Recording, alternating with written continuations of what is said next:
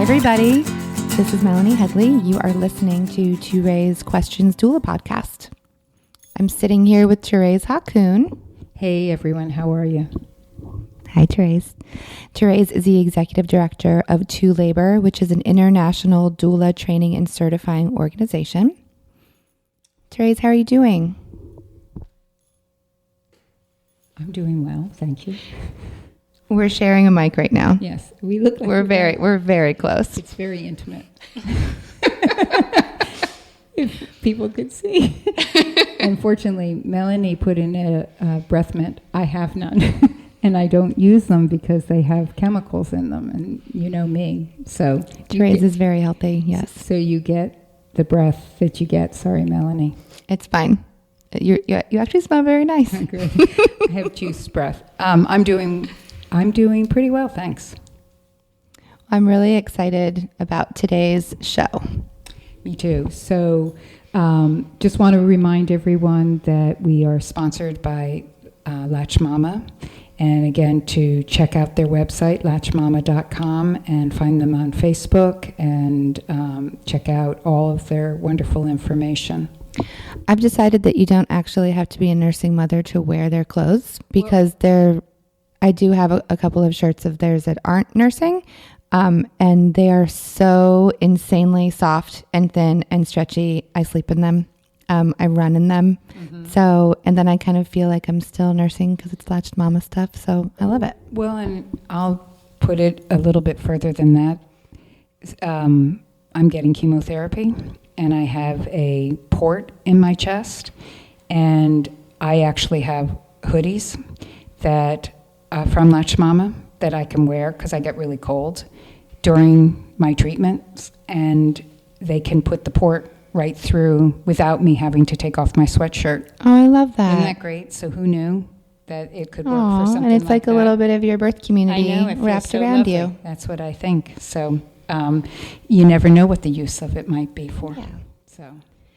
So what are we talking about today? Well, we have guests in the studio today. We have Heather McLeese Frazier from Open Arms Birth Collective. Hi, Heather. Hi, Thérèse. And we have Jenny Fisher from My Birth. Welcome, Jenny. Thank you very much. And we have Melanie Headley from A Brighter Birth. Hi, Thérèse. And I've invited all of these women here today to talk about their businesses, because each one of them represent a business of doulas that they have begun. And I think that it's, the times have changed so much with birth work because doulas are so much more well-known than they were when I began 10 years ago. Agencies, which is not a word that I personally care for, I have to be honest, but that was what they were called, and you're more probably familiar with that, did exist. I remember many, many years ago teaching in Connecticut, and there was a whole business up there that has now become a little bit more normal and more familiar in the doula business world at this point. And I know that a lot of our listeners are either beginning or have been doing this for a while, but are always wondering about, is this what works for me? Or what could I do different? Or how could I improve? Or maybe I don't want any part of anything else, or I already have this and I agree it's working wonderfully for me. So I just thought it'd be great to hear 3 different perspectives on how you came to this place of deciding to have a business with other doulas, and how it's working and so forth. And we're just going to have a conversation. So stay tuned. We'll be right back.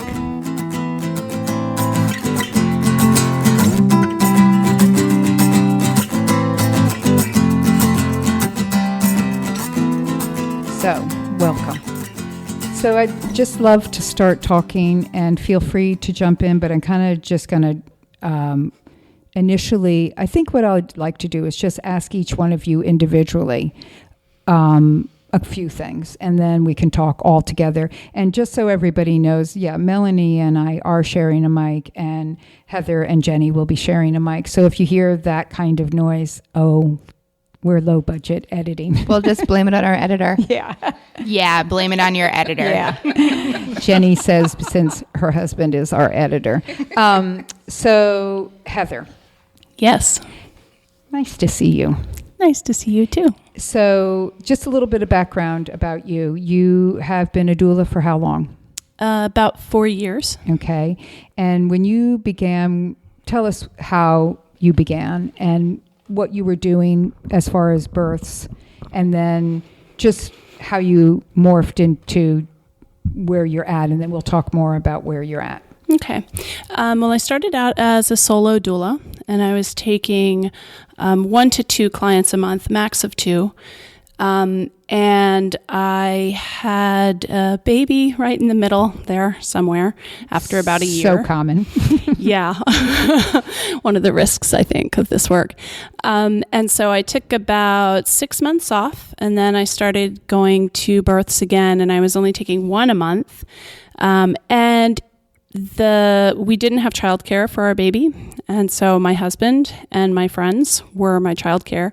I have 2 older kids as well, so that got to be a little intense pretty quickly, and we talked about it, my husband and I worked out a sort of a partnership that wasn't really a formal partnership with 2 other doulas that I was close to. And with whom I shared a very similar kind of approach and philosophy. So were they mainly like your backups? Yes. Not really partners like you? It was like backup doulas and also backup childcare. Right. But you had your separate contracts and all of that stuff. You weren't in business together. Yes. But you were supporting each other in each other's businesses and, as it turned out, personal lives as well. Yes, that's exactly right. Okay. And so after about 6 months of that, so I'm now 2 years into being a doula, one of my backups and I kind of came to the agreement that at some point in the future we wanted to be business partners. And we're both on the path to becoming midwives. And so we started out saying, we want to be partner midwives and back each other up in that way. But it also kind of very quickly became, we're going to be business partners in doula work as well. And the third person in our little threesome went out on maternity leave.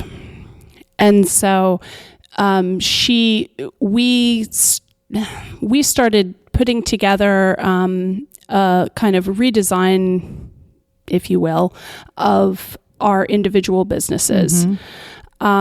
And sharing them with each other. And they were very different. Hers was, I want to have all these extra services that people can add on to my basic doula package. And mine was, I want to have different levels of doula support available at different price points. Okay. Because I'm also a childbirth educator, and I was seeing a lot of people saying, well, we can afford a house and a car, and we can afford a childbirth class, and we don't have a lot left over for a doula. We really, really want a doula. Is there anybody who can take us?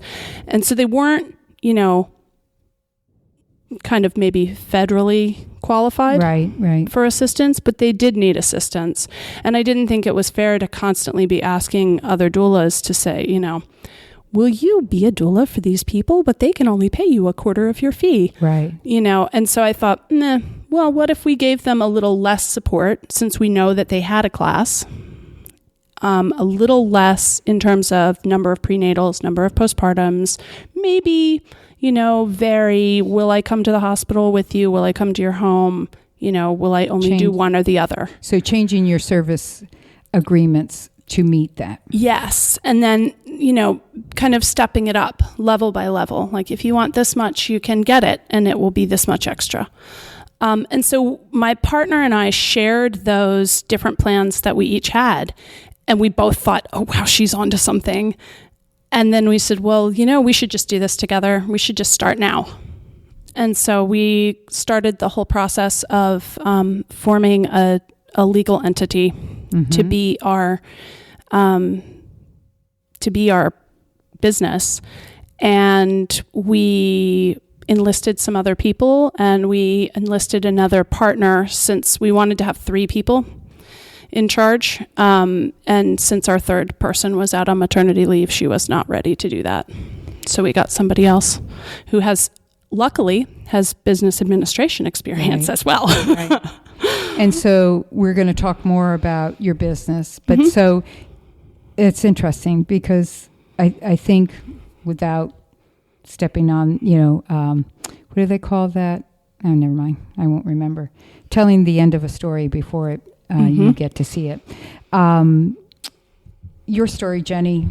Go ahead, tell us, because I think it's not so dissimilar. Not at all. Yeah, so you began as a doula how long ago? So I trained as a doula in 2011. And quickly after becoming a doula, I started attending births right away. And I worked with a lot of other doulas in our area, and then joined on with... Worked, you mean like partnering? Not partnering. Supporting. But supporting one another. And I started working with some ladies and getting to know them through an organization in Richmond called Richmond Doulas. And we formed more like a board and took it kind of next level because we wanted to promote doulas a little more, really bring it out to the community. And it functioned as a nonprofit, but we did not have the nonprofit status. Right. And you're speaking, just to clarify for everyone listening. Yes. Not about your business, but about Richmond Doulas. Just about Richmond Doulas right now. So I was on the board doing events and marketing and such with 2 other women. One of them did social media, and the other one was like the president, or she ran it. And they are Amy Lavelle and Emily Bruno. And we started kind of forming a friendship. We practiced really in a similar way, and we believed, our birth philosophy was the same, essentially. And we started backing each other. And in 2013, Emily and I and Amy all sat down for a really nice dinner at a French restaurant. And Emily had this like booklet of plans and things that she had kind of come up with. And a couple months before that, actually, you and I had talked. Right. And I was just like, how can we do this? We just started kind of daydreaming about how we could make this work and have this really solid backup system for clients. And we started daydreaming too about making this our livelihood. Right. We really wanted to take something and go from being hobbyists, because we don't view ourselves as being hobbyists doing birth work, and make it our livelihood. And just to clarify your terminology there, because want to be clear with people what you mean by hobbyists.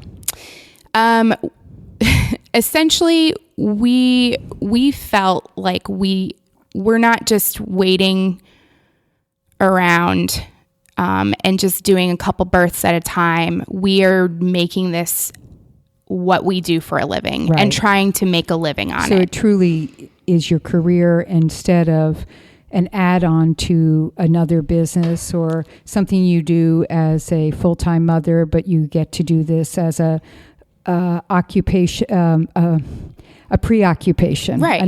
This is a real job. Yeah. This is a real job. You saw it as, this is our livelihood. Yes. And we want to be dedicated to that, whereas Absolutely. A hobbyist would be like, oh, it's my hobby. Yeah. Yeah.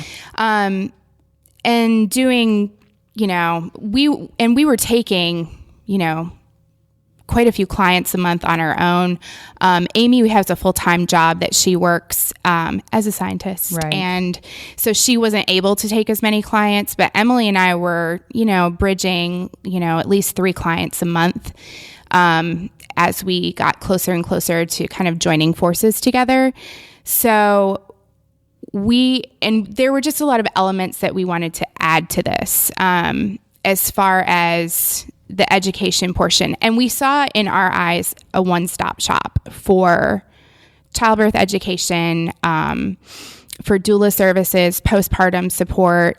And we just kind of wanted to house it all under one roof, because we were taking a lot of our clients, we were getting, they were having to go out into the community because we were saying, you should go here for childbirth education. You should go here for placenta encapsulation. People weren't doing it. Mm-hmm. So if we can just have it all under one roof and offer it all together, it's easier for people. Right. So, okay, go ahead. So we started daydreaming up this idea. You had given us a few other businesses and organizations around the country that had done something like this, but we knew that we didn't want to be an agency and pair doulas with clients. Right. We knew that was something that we didn't want to do. We wanted to be able to still have clients choose the doula that they wanted and give them the choice to do that.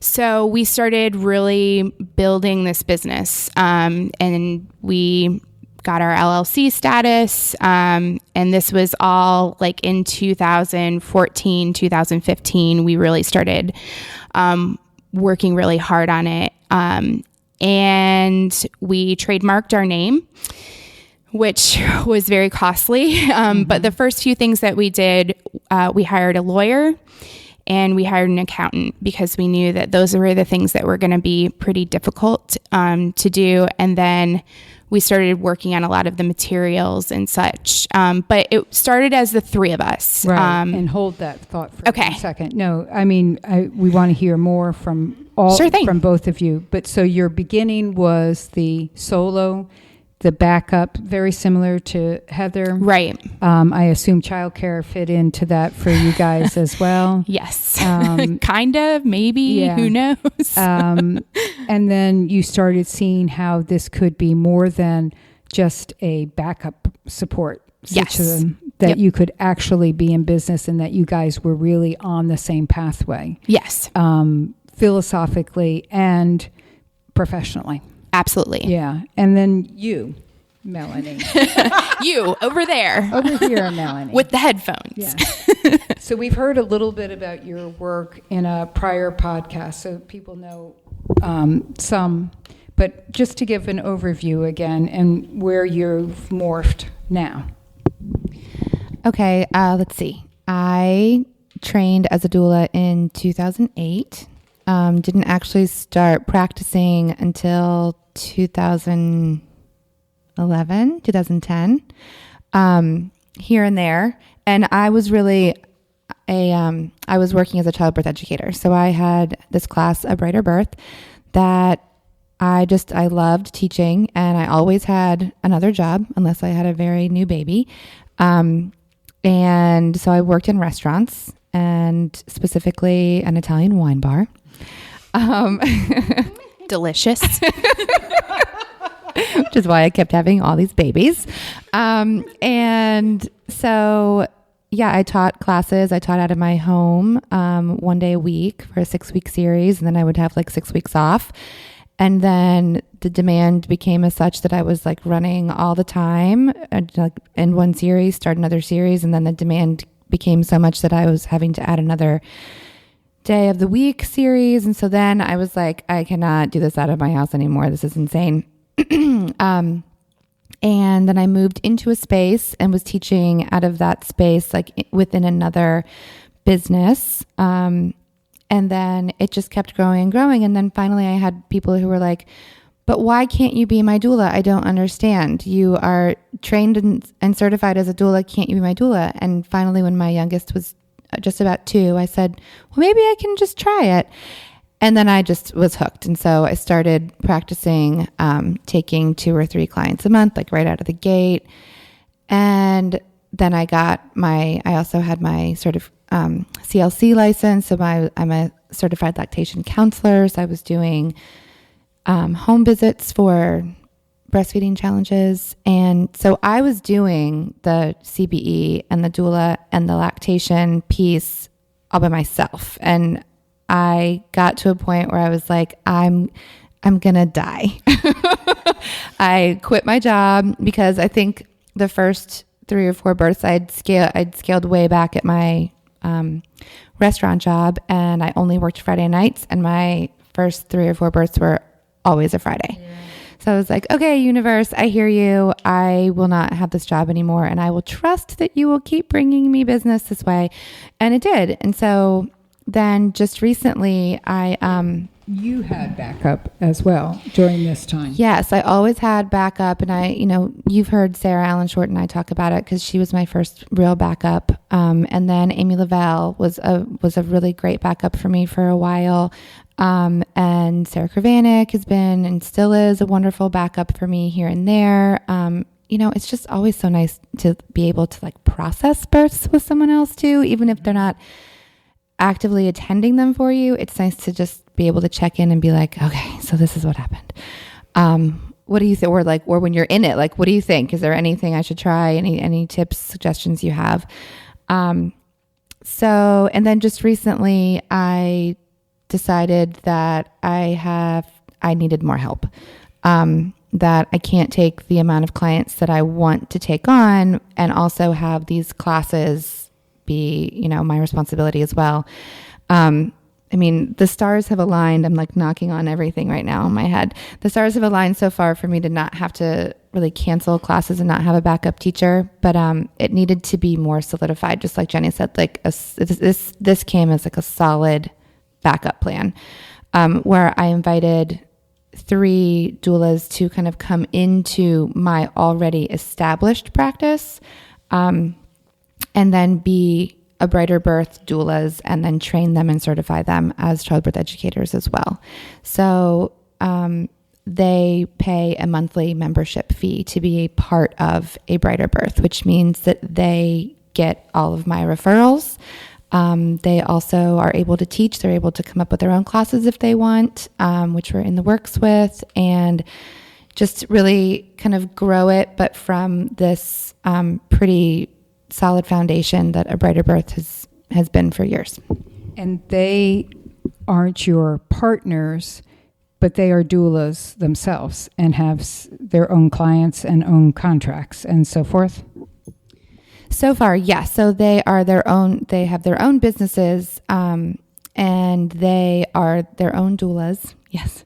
But what was I getting at? They have their own contracts right now, but we will, like, at some point try to rebrand and do all of that and bring it together, so that it's really cohesive all across the board, which it pretty much is at this point. But they do take different amounts of clients every month. One is getting ready to have, Colleen Wallace is getting ready to have her 3rd baby boy here. And Hillary Scribner is also a prenatal yoga teacher. And so she's really busy too.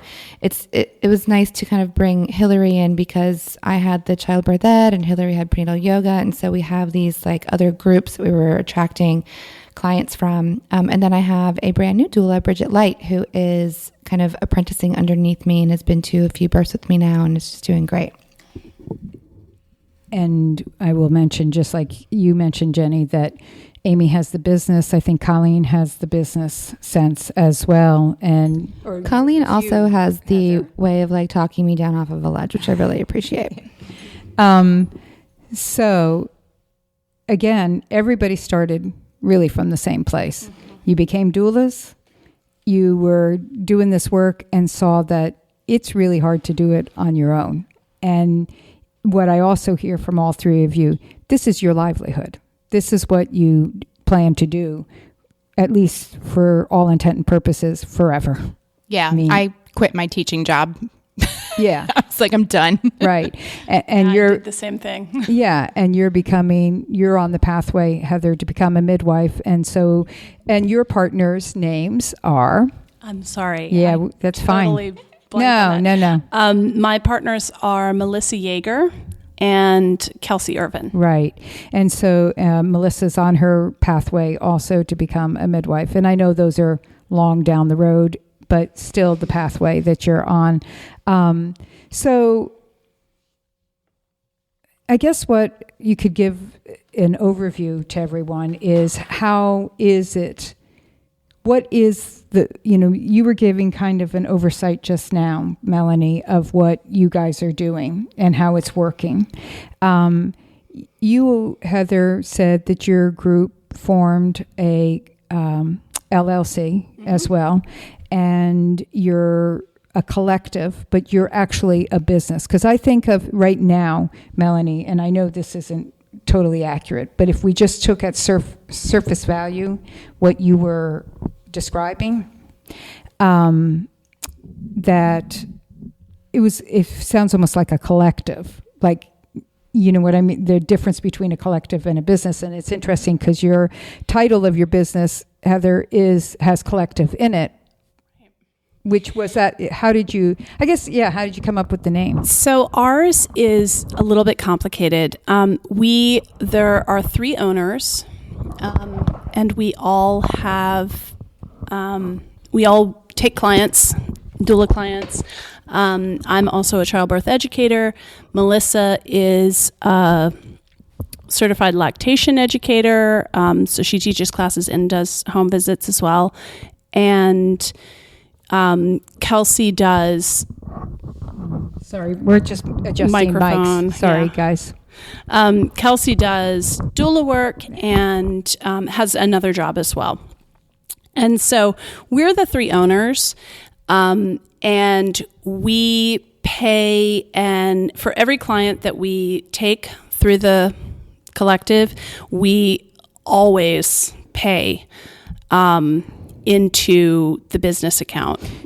We pay a percentage of our fee into the business account. Okay, so can I clarify that with you? So do you all charge the same amount for taking clients? Yes. Okay. We are all on the same kind of fee scale. Is it uncomfortable for the 3 of you to tell us what your fees are? Okay, No. So go ahead, Heather. So we have a range of fees. $400 is the very basic doula fee that we charge. I don't have the paper in front of me. What does that basic doula? That's 1 prenatal, regular on-call, 24/7 on-call from 38 weeks until 2 weeks after birth. We do a lot of support and answering questions by email and text in that package. Basically, if it's not an emergency, email or text.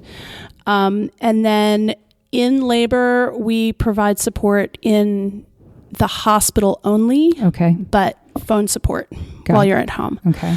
And then 1 postpartum visit after that. We really, really, really strongly encourage first-time parents who are getting that package to take a CBE class, because we can't possibly cover everything in 1 prenatal. Right.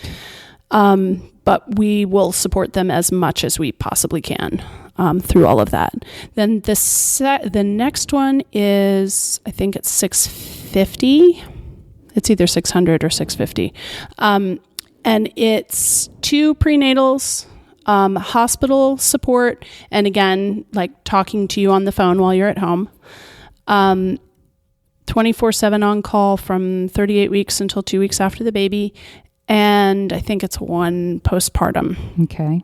And then the traditional doula package is 3 prenatals. It's $800. 3 prenatals, 24/7 on call from 30 weeks to 2 weeks after the baby. Support at home and in the hospital, in person, and 2 postpartum visits. Okay. And that one includes 1 acupressure session that's scheduled anytime after week 36. And then the biggest one that we have so far is basically the same as the $800 one, but it includes 4 sessions of acupressure from weekly from 36 weeks on. And that costs more. And that's $1,200. Okay. Yeah. And then it's up to you to decide. Mm-hmm. So somebody gets one of those.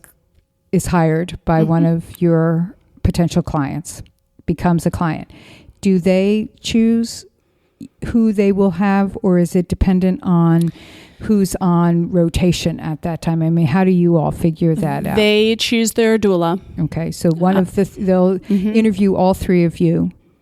Usually it's interesting. So far, they only interview one of us. They contact one of us and we say, oh, yes, and, I work with this group, and here are all the wonderful things that we offer. People get really excited, and then we become, whoever they choose becomes their doula, and they have the opportunity to meet at some point, either in a prenatal or through acupressure sessions, the other two partners who will be their backup doulas. Okay. So they know that they're backup doulas already. Okay, that's good. And then, so say you got the birth and it was the $800 birth, and you can decide whether you want to be transparent about this or just not.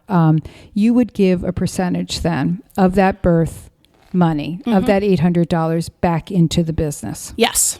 And if Kelsey took a birth and she got the $1,200 one, she would give a percentage of that. It would be the same percentage. Yes. Okay. And that's how and then that money supports marketing, website fees.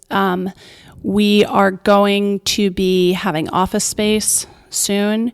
So I don't think that we're going to use it towards the office space, mostly because the percentages that we have, there probably won't be enough to cover the rent and the marketing. So we'll just dedicate it to marketing. And then between the three of you, I would assume then you'll split the rent. Got it. Yeah. Okay. Then we also have contractors. We have about 10 contractors right now who provide an incredible range of services. So we have prenatal yoga, prenatal and postpartum massage, childbirth ed, lactation ed, and home visits. Can I remember them all? Placenta encapsulation. Did I say prenatal yoga? Yes. She said massage. Well, a bunch of others. Yeah, and we can look at your website. Postpartum doula.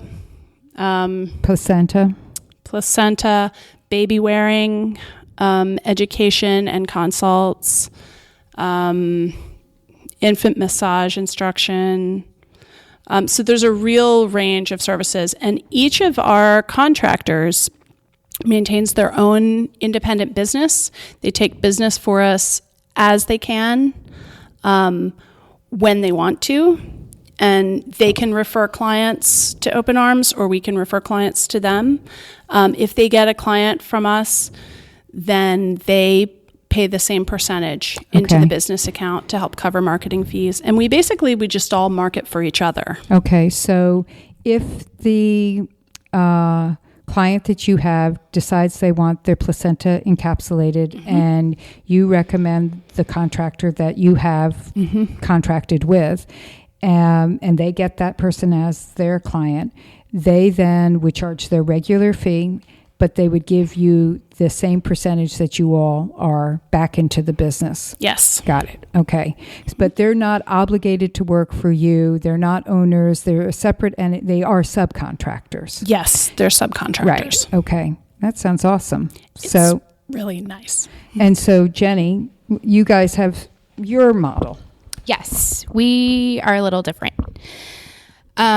So the most important thing to us, as well as like the education component and offering doula services, was having a space, a physical space that we could start to offer classes and such, so we could house everything under one roof. So that was one of the first things that we did when we formed. We found an office space so that we could hold interviews and such in our office with our doulas, instead of talking about vaginas and bloody show and things like that in a Starbucks. Which goes right along with the latte, though, right? Yes. It's so we were just kind of like over that. And, we really wanted it to look professional. Get it. And totally. honestly, people loved it. So, and clients still continue to love it because we have this physical space where people can walk in and, which won't be our home we're actually moving into a new space really soon because we've outgrown our current space. So we, and we have a lending library and like all these resources in there as well. So we started with, Amy, Emily, and I just offering doula services, and we were charging at this time last year, we were charging $800 for our doula services. And then we've actually just raised our price to $900. And our services include for us, 2 prenatals, and the first prenatal is done in our office space, and we have a group prenatal. Meaning all, Yes. meaning all the doulas or all the doulas and the doula clients? So this is all the doulas, because we are each other's backups. So, and then all of the clients. So once a month, we hold it in our office space, and all the people that are due around the same time, all of our clients due around the same time, come into our office. They sit down, we have snacks, we hang out, and we go over basic prenatal things that we would have done in their home.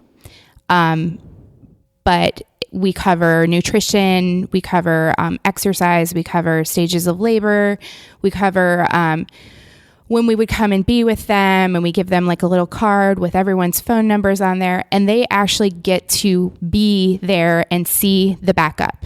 And how many hours does that last? We run it from like 6 o'clock at night till 8:30. So like a prenatal. Yeah, so it cuts down. And very similar to the centering pregnancy model. Exactly. Which many people who are listening know about. If you don't, that's something to look at.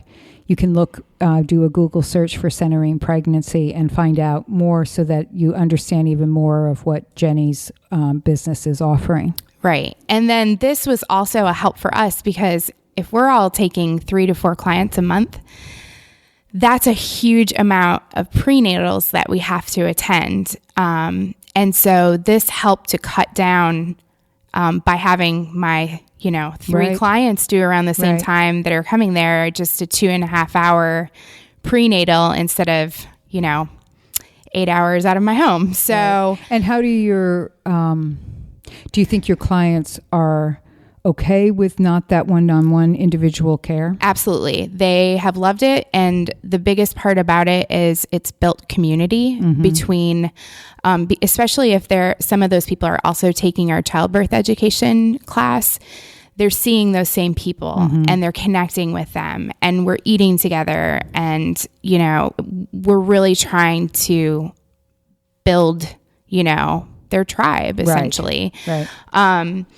And so after that, we do one in-home visit. So they're still getting that personal visit. And at this visit, we talk more about things that are going to pertain more to their specific birth and labor and such. So we go over birth preferences, which is, we don't call them birth plans. We call them birth preferences instead. That's what True Labor has them as well. Yes.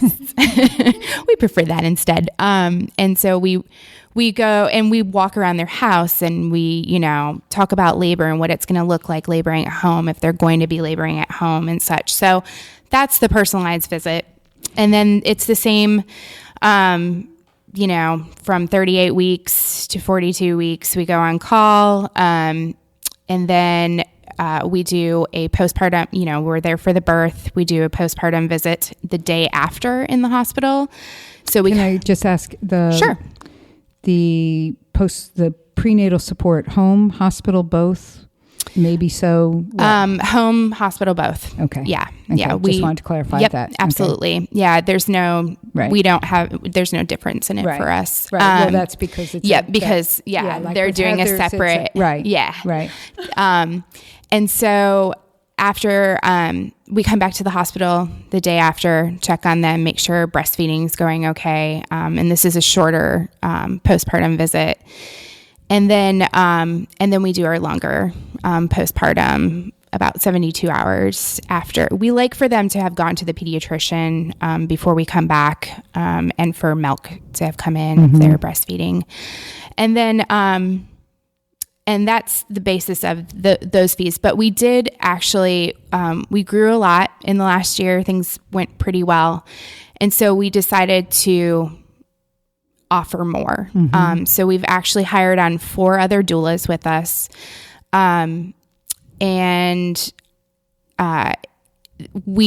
they're at a rate of $700, and they are doing the same exact thing as us. So it's the same services, and they will also hold a group prenatal as well. But we wanted to be able to offer a different price range. And what, so you, I want to go back to your word. You said you hired them. Yes. So they work for you. Yes. We have employees. And so when their clients are paying them, are they paying My Birth, or are they paying the doula? They are.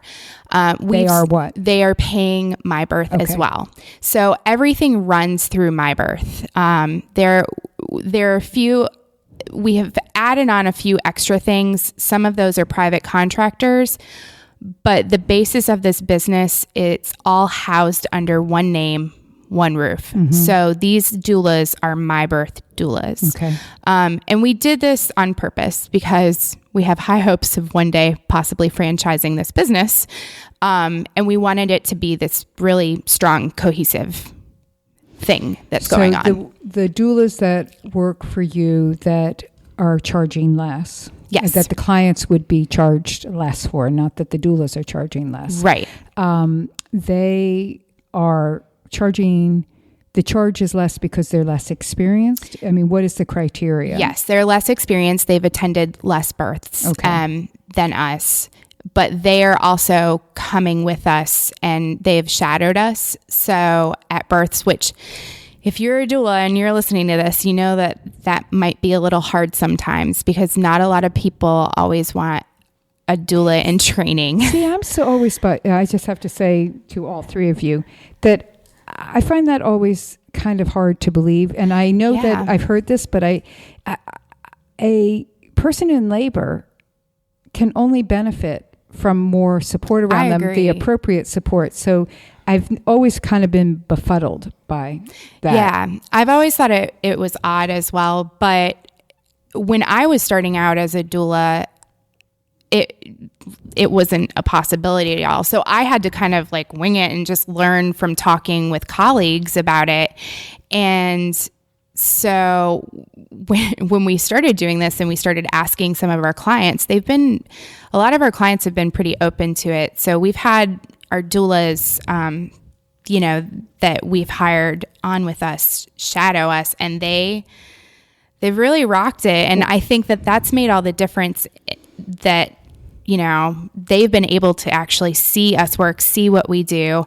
And it makes us, like Emily and I, Emily's been a doula for like 9 years, and she's like, man, I wish I could have watched experienced doulas work, when I was starting out. So, well, I think it's a lovely, lovely, wonderful opportunity that you're offering, that Melanie, you said you're offering. I have a feeling you guys will be offering that as well, Heather. It's that I also still think it's the way you learn is to do. Right. I mean, so what Emily says is like, she's a great doula, so what difference does it make? I mean, it really, I say that to all the listeners, that I don't want people to feel, because this is always the question at workshops. Well, what about shadowing? I feel I would be more comfortable. Well, we all feel that, we all think that, but the reality is you just got to go do it. And that's how we learn. It does. I mean, it's a great opportunity if you want to offer that and a client is willing to have that other person come. But I don't want anyone to be waiting for the shadowing experience. I want you to just go be a doula. Yeah. So, and then kind of moving a little bit forward and then moving to Melanie's, then you guys have... So they are employees of you. They're employees. And they receive a percentage then of the fee, or you receive a percentage of the fee? We take a cut. We take a percentage of the fee and we pay it back into the business. So essentially what they're paying for is the space, marketing, our website, because we do all of that for them. We provide them business cards, any marketing materials. Okay. They don't have to do it. All they have to do is update their doula match. Right. Which is pretty... Can they take on their own clients? No. Okay. They cannot. They have a contract with us that they've signed, so they're my birth And doulas. so the way they get their births is that somebody contacts my birth, says, I'm looking to hire a doula, and you, however you do it, you let them know what their options are. Mm-hmm. And if they choose the less fee, Mm-hmm. then they will be introduced to one of these doulas. Yes. You have 4, you said? Yep. And how do you assign the doulas to them, or do you let the client interview all 4 of them? Yes. So through our website, we get inquiries, and we have we call it first and second circle. The first circle is the more expensive, and the second circle are the newer doulas. And we have a fancy inquiry form that people can check boxes and fill out, so it comes directly to our email. And we take it from there when we get an email inquiry, and we see who's available. So if first circle, which is Amy, Emily, and I, we get an inquiry, we say, all right, which one of us is available? And if all of us are available, then we set up an interview in our office. The client comes in, potential client comes in, sits down with all of us, and we've started calling it competitive interviewing, which sounds really, really terrible. It sure does. It sounds really, really terrible. And when we told our new doulas about that, they were like, what? That makes me really nervous. But really, clients are sitting down with 3 experienced doulas, and they're interviewing us, and they have like 3 really great choices right in front of us. So a lot of times it's really, and we still, when we interview with people, we still to this day tell people to go out and interview other doulas. Mm-hmm. We never want, because I'm sitting right here with 2 great doulas. 2 great doulas that have other businesses as well. And we still promote their businesses as well within ours. But so is the process the same then for the less experienced doulas? Yes, it is. So if 3 out of the 4 are available, the client would interview those 3. Absolutely. And they would then inevitably make the choice. Right. So they can choose from those doulas what the doula that they want to hire. So they choose one primary doula, but they're still getting the backup system from all of those doulas or... Okay. And then just briefly, do you have add-on services? I know you have childbirth education you mentioned. Yes. What else? So we have childbirth education. We have placenta encapsulation. We have lactation with an IBCLC, and she does home visits, which has been really awesome. We have birth photography. Oh my gosh, I'm missing things. But we also have other classes that we offer as well, other than childbirth education. And just again, are these subcontractors? Are they people who work for you? I mean, how does that briefly work? So some of them are our employees. Like Placenta is an employee of ours, and she gets, like, we cut paychecks. Like, we do payroll, which is really weird, having to do that. But then some of them are subcontractors, but everything, everyone gets a pay. Do they get a percentage? Yes. You get a percentage back from the photography. One of them is a subcontractor, and she's not paid through us. We just have her on our website, and then when people contact her, she gets... Okay, so she doesn't. She offers a discount. Nope. She's the only. I think she's one of our only ones that is a subcontractor. Okay. But I offer birth photography, so like a cut of that, Okay, and then Melanie, what else do you want to add in? Hi. I thought if I talk to the side of the microphone, it works. It doesn't. No, you really have to be right up on it like this. Sorry. sorry about that if you guys have been having a hard time hearing me. I'm trying. I've been fiddling with it. Okay. What's your question? What other services? Let's see. Well, I think mine's a little different since my doulas all have their own companies. So we are hired by clients individually. We don't do group prenatals at this point. We do our own prenatals, but with a brighter birth, I do have a space, and so my doulas are welcome to use it for prenatals as well. So I've changed my contract so that one of my prenatals is always done in my business space, and then the second is in their home, which has really cut down on travel time. It's amazing. And then I guess, let's see, my basic doula package is $900, and that is 2 prenatals that are around 34 weeks, then again at 37 weeks. To even get onto my calendar, I need my contract signed and half of that $900 paid up front. And then at my 37-week appointment, I get the other half of that. I ask for it in a check just because I like to give them the option of me not depositing it until after the baby is born. But some people are just like, here's cash, or let me PayPal you, or let me Venmo you, like just get it out of here. I just don't want it anymore. So I'm always like, fine, that's great. And then I'm on call for them at 38 weeks on. I do home and hospital, whatever they need.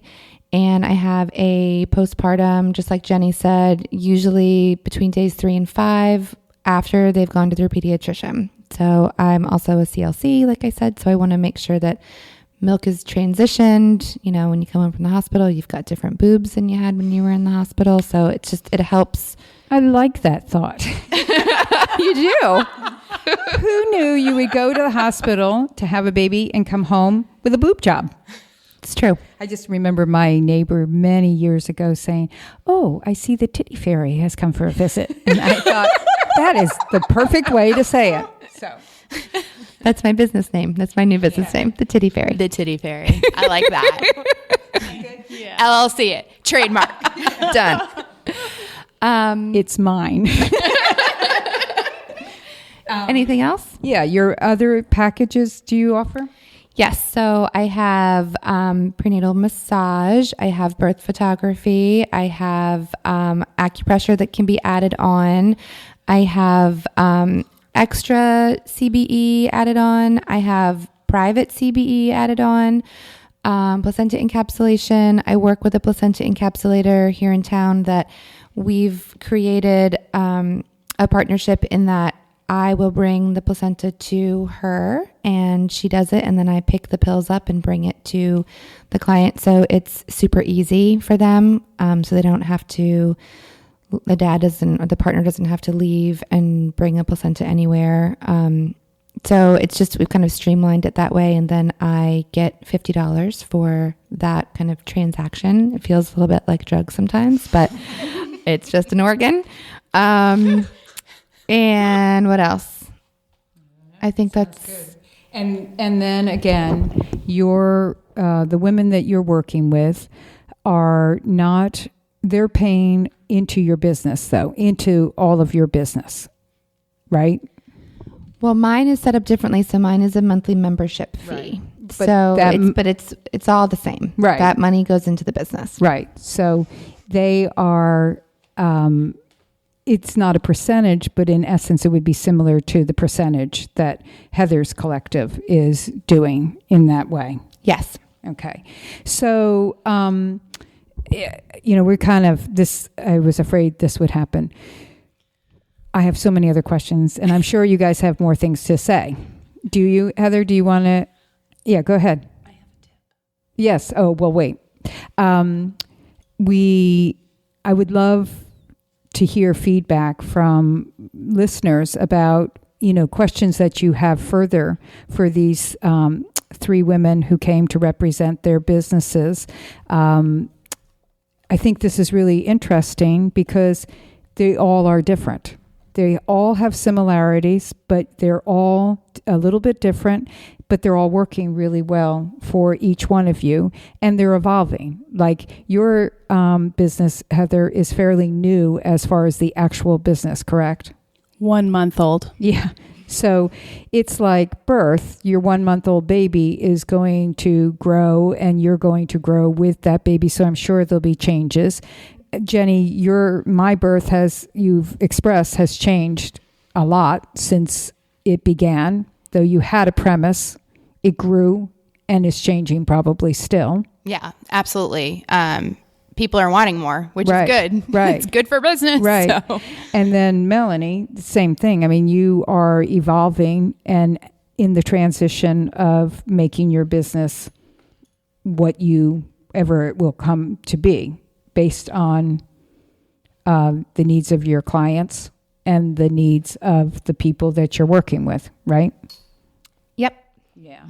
So any last words from the three of you that you want to, because I feel like I didn't want to rush anybody, but I kind of was like, okay, I got to talk to this one, got to talk to that one. Anything that I know that as it was interesting for you listeners, as Heather couldn't remember certain services that were offered, then Jenny started talking about services, and Heather's face went like, oh yeah, that one. And then as Melanie was saying some of the services, Jenny and Heather both were like, oh yeah, I forgot that one. So they all have very similar subcontractors or contractors that they're working with. And it's just something to really think about. To me, the beauty of that is not just the one-stop shopping.